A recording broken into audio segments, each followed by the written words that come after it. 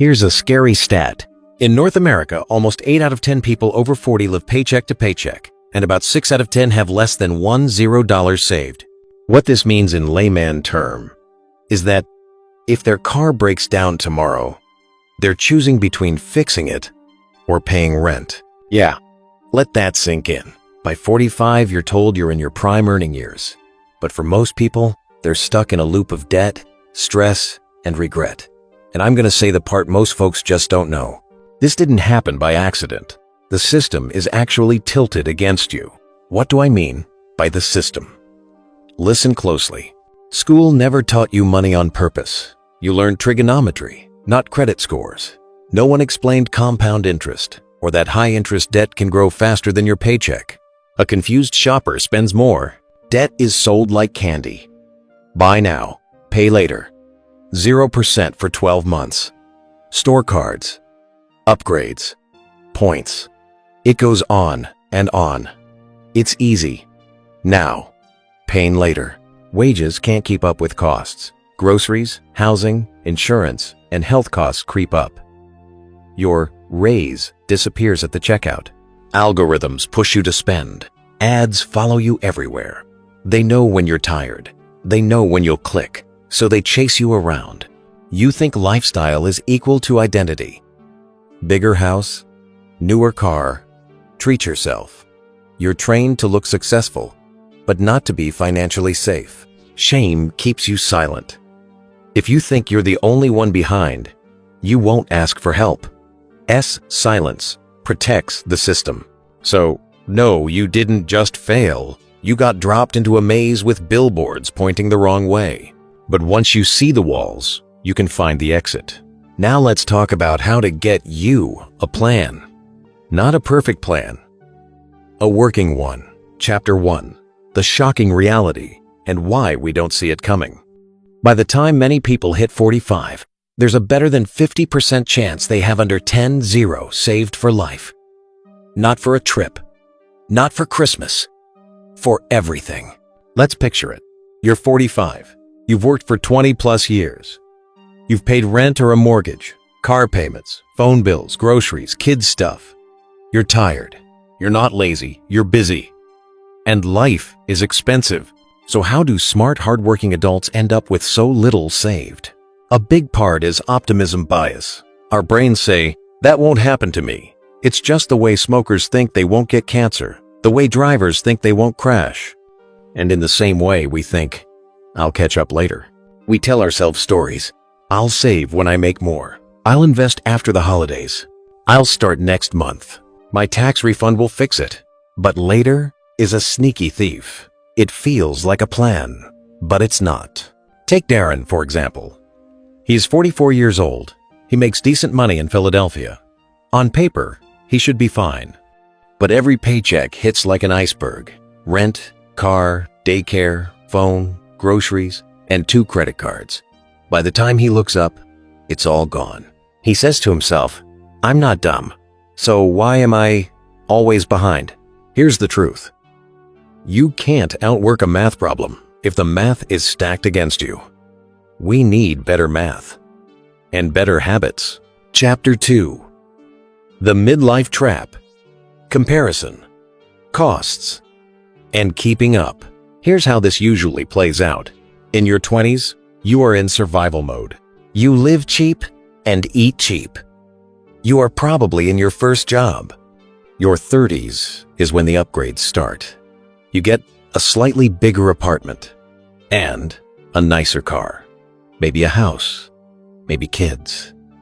But every raise you get is already spent in your head before it even hits. In your 40s, you get more bills, more responsibility. But the savings account, it is still tiny. And then there's comparison. We've all got that one person we watch online, maybe from high school, posting Italy trips, kitchen remodels, new SUVs with the giant red bow. You think, we're the same age. Why am I not there? So you try to catch up by spending to look like you're fine. You get a new phone, more takeout, a vacation you put on the card. It feels like relief, but it's actually a rope around your ankle. This is social proof and status pressure.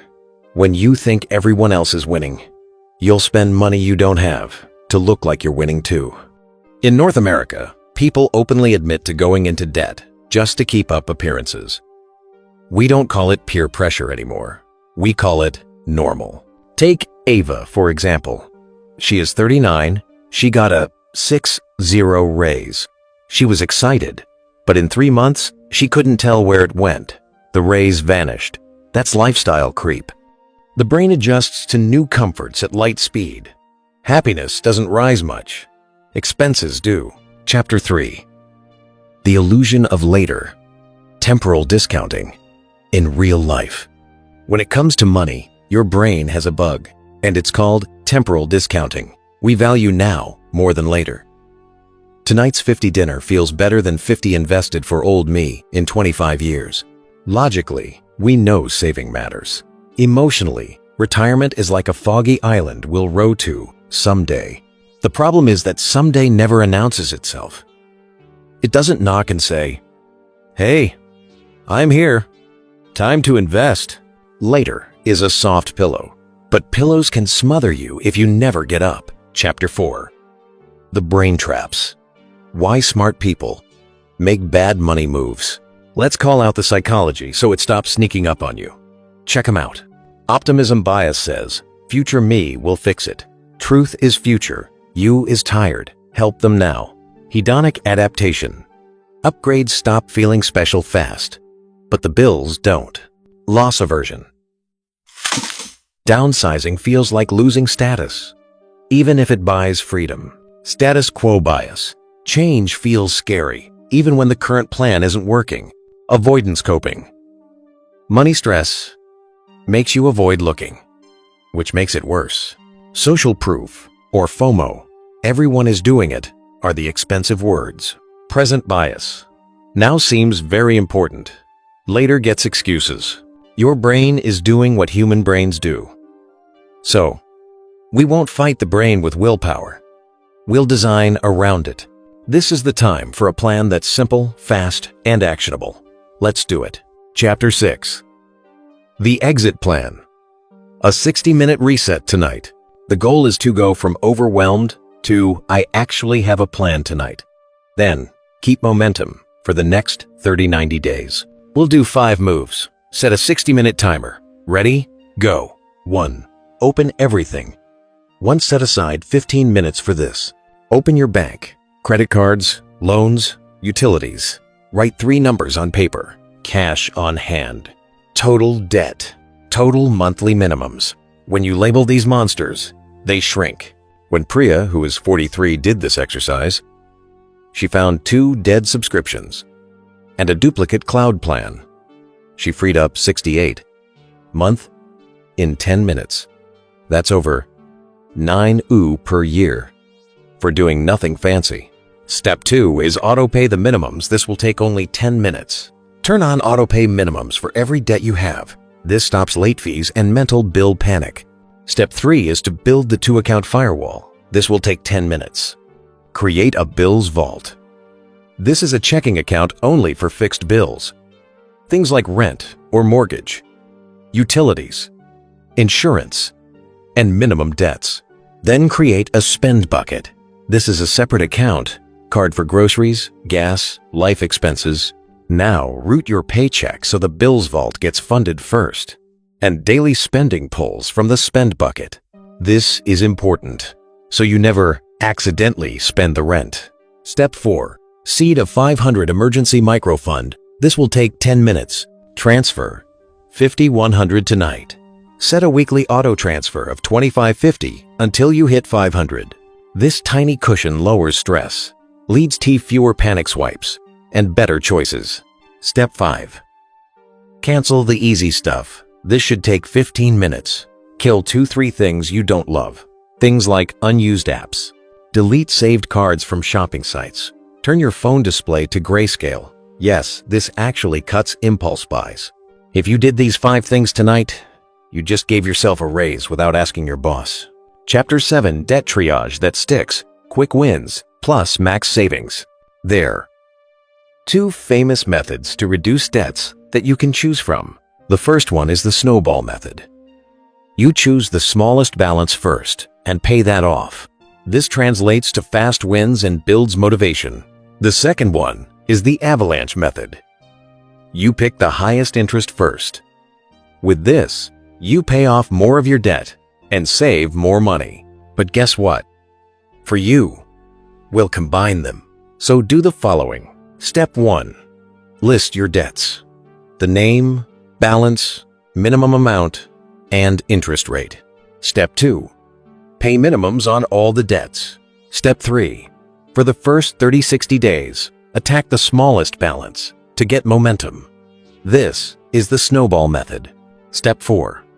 After that first win, switch to the highest interest debt, the avalanche method, to save the most.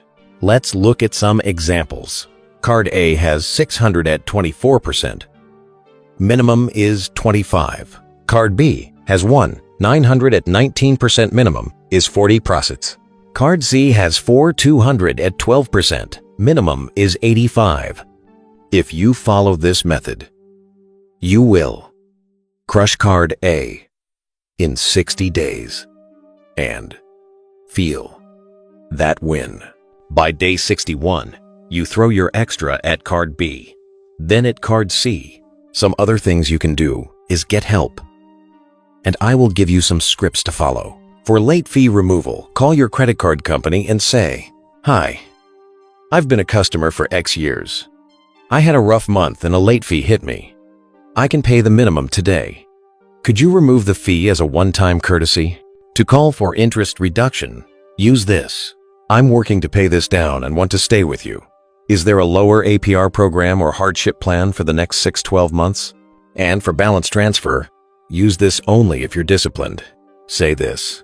Do you have a 0% transfer offer with low fees? I'm consolidating to pay off faster."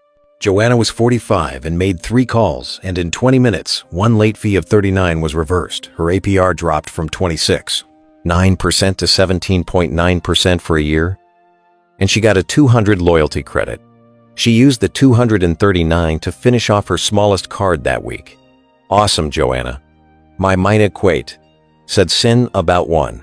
Said sen about len. And said a 9 to 200 loyalty credit. Chapter 8. Pay yourself first. Automation beats willpower. On payday, make sure your money moves in this order. First, Bills Vault automatically pulls rent or mortgage, utilities, insurance, minimum debt payments.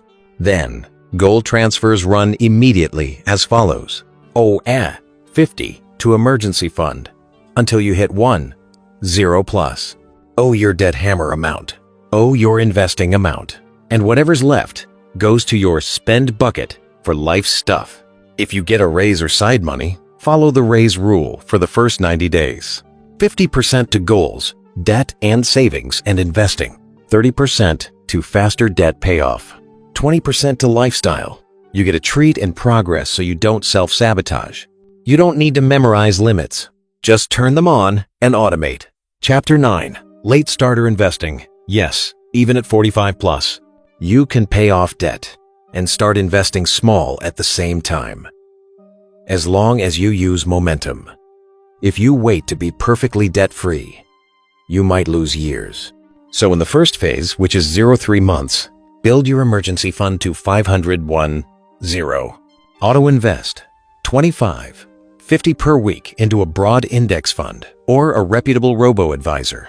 In the second phase, which is 3-12 months, raise your investing to a percent of take-home. Even 5-10% helps. Then, keep hammering high-interest debt.